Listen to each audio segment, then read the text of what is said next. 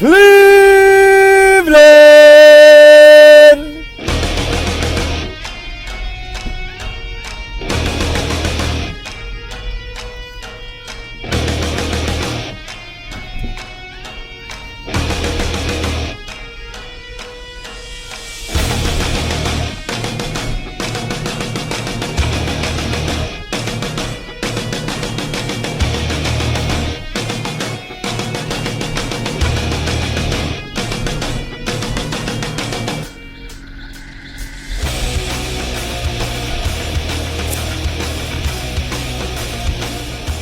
What's up, what's up, what's up, what's up?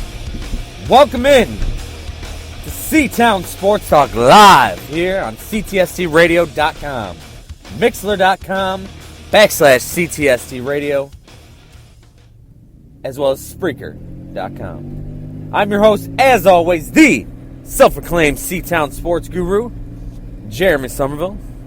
How's everyone doing tonight? Hope everyone's having a good night. It's Saturday night, the night before Valentine's Day. Valentine's Eve, if you will. And it is a freezing cold night here in the city by the shores of Lake Erie. Temperatures mostly around -9 with some of the wind chills. It is friggin' cold. But you know what isn't friggin' cold? Cleveland sports. Always a hot topic, always a hotbed. Tonight, nothing going on, really. You got the slam dunk contest going on in the NBA, 3-point contest, the skills contest, and nothing going on for your Cavs. No Cavs in anything tonight.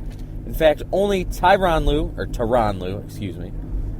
and LeBron James will be part of the All-Star festivities, and that's tomorrow night for the actual All-Star game taking place in Toronto. However, it's Cleveland, and there's always something going on. And that happened yesterday. The big something going on.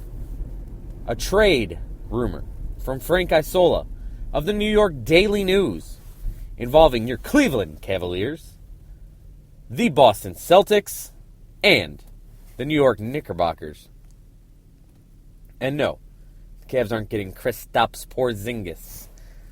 Now, if this was the deal that was going down, I'd totally be all for it.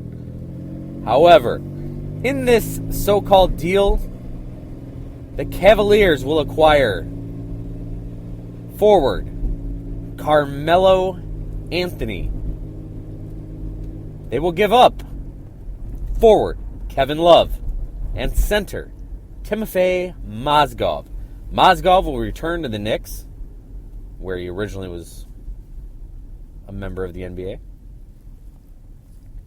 Kevin Love will become a Boston Celtic, and Carmelo Anthony will become a new Cleveland Cavalier. Now, a lot of people look at this trade and they go, oh, we could get Melo. No. Melo, hell no. Melo, good player, superstar. But if I had a choice 2 years ago, while Melo was with the Knicks, and Kevin Love was with the Minnesota Timberwolves, to take either one of those guys, I would have taken Kevin Love. And right now, I would still take Kevin Love. When Kevin Love is getting the ball, when Kevin Love is a part of this offense, the Cleveland Cavaliers are almost unstoppable. Almost. Look what happened when he got hot against the Spurs. We blew the Spurs away. Now, the past few games, he really hasn't gotten the ball, and he's been injured. Is he injury prone? Yes. It seems to be that way. And a big reason why I want to say he's had injuries lately is you have to look back to the Kevin Love that did all the pounding and all the heavy lifting for the Minnesota Timberwolves. That guy, he was a bit chunky. Not fat, but he was thick, big boned, husky. He was a husky wolf. Now, Kevin Love is a skinnier dude. He's slimmed down. He's got that beach body, you know, the surfer long, lean body now. He doesn't have the body of a power forward any longer. He's got the body of maybe a small forward. He doesn't have a body that looks like the kind that can take a pounding. LeBron looks huge standing next to him. Or since we have a Republican debate tonight, huge, as if we're Donald Trump. Kevin Love needs to put some weight back on. Maybe this will help him from hurting his shoulder. Maybe it'll help him underneath the boards where he doesn't seem to have that same tenacity any longer. He's not the same guy that he was in Minnesota as far as on the boards. That hunger isn't there, but you have to remember, he was the only player doing almost anything for those Minnesota Timberwolves.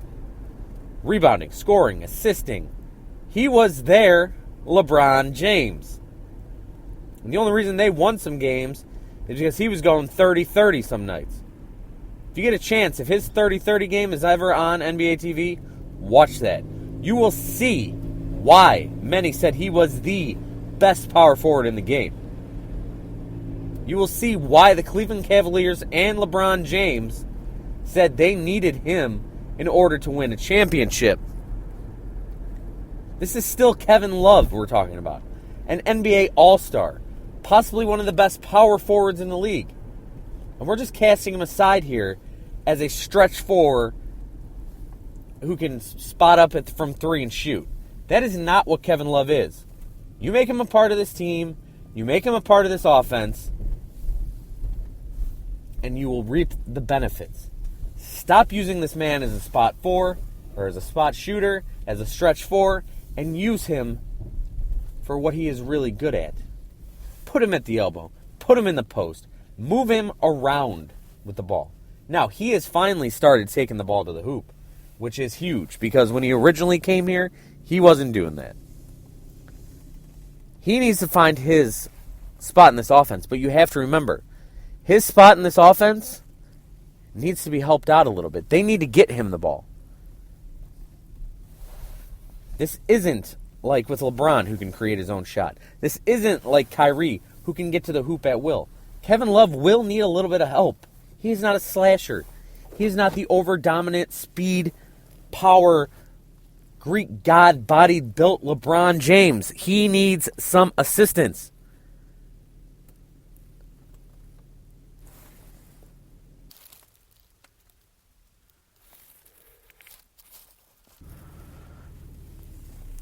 Now, there's all kinds of stuff going on around the NBA, and we're going to let this Kevin Love topic go because I don't want to hang out on it. The Cavs do need to make a move, but however, it cannot involve Kevin Love. I'm sorry, Kevin Love needs to stay here if we're going to win a title. Kevin Love can help us beat the Golden State Warriors, the San Antonio Spurs, the Oklahoma City Thunder, whoever it is. Moving on to the rest of the NBA and who the Cavs should look at, there's some deals out there that can be made. Kyle Korver might be available. Cavs probably can't get him. It would be nice to have a spot-up shooter like him. But you're going to count on JR for that. You're going to count on Kyrie to start hitting the three ball. What they really need is that in-your-face, tenacious, junkyard dog type defender. Now, are they going to be able to find someone like that? You know, maybe they could get Trevor Ariza, who used to be that kind of guy, I want to say, but he's going downhill. He's on the decline of his career, and he could be a 3-and-D guy, but they need to find someone who is going to take the other team's best player, get in their jersey, get in their face. Kind of like what Lance Stevenson used to do to LeBron when LeBron was in Miami, and Lance was still a member of the Indiana Pacers. That's what the Cavs need. They don't have one guy on this roster who I think can go night to night, toe to toe with the other team's best player. They don't. Iman Shumpert could have been that guy. I don't know what Shump is on this team right now. He can play good defense. He's got great hands when it comes to knocking the ball away and not getting a hack. But he's developed into this issue with the whole team where they love to shoot the three ball. This is not a team that can make a lot of threes. They don't have a lot of those guys. So if you get a 3-and-D guy like Trevor Ariza, that'd be great. But there are so many guys on this team who need to find their roles and stick to what they're good at. Do that, and you might not need to make a trade. I'm getting off subject. I'm going back to what they really need to do. So maybe they don't need to make a trade for those reasons alone. Now, moving on and talking about changes. I cannot do this podcast here without talking about the Johnny Manziel issues. And I've been watching a lot of Ohio State film today, so you can tell that I'm stressing my "the" for the Ohio State University. But hit me up on Twitter at SomervilleCLE, Facebook.com/The Cleveland Sports Bulletin, or email me, JeremyS@ClevelandSportsBulletin.com. Because what I'm about to talk about, I want some opinion on. Johnny Manziel is an asshole. We have established this. The guy with only a few days left in the season and supposed concussion symptoms, maybe I've got some as well, decides to go on a trip to Vegas rather than stick around with his team, get his treatment, and maybe he's blown off the coaching staff saying, hey, they're not going to be here anyway. Doing that kind of thing. Whatever it was, that makes you look like an asshole. Plain and simple, you look like an asshole. However, this recent story that's come out, and I spoke about this last week, and I've written about it on the ClevelandSportsBulletin.com. ClevelandSportsBulletin.com. I've written about it there, LakeCountySentinel.com, where I'm the Browns beat writer. I've written about it there.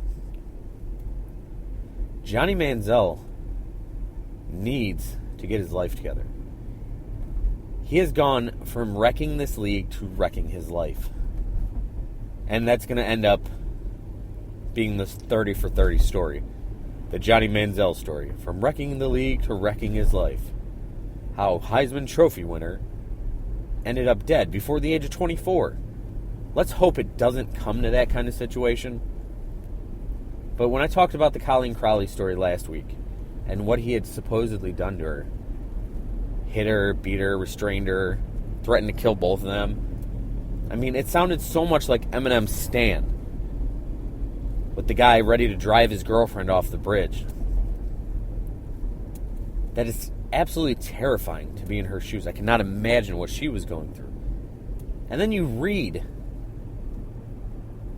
her affidavit on her restraining order of the actual events and the way it went down. The man is a psycho. Even if, now, give the man the benefit of the doubt, innocent until proven guilty. I get that. But even if 1% of this story ends up to be true, wow. He has more issues than we ever imagined. For as many issues as he has on the field, being that he's a midget, being that he came from a spread offense, being that he still needs to figure out exactly how to read defenses, exactly how to see past his offensive linemen, to see past the field, to be able to see clearly, get lanes, to work the way Drew Brees did. He still needs to do all that on the field.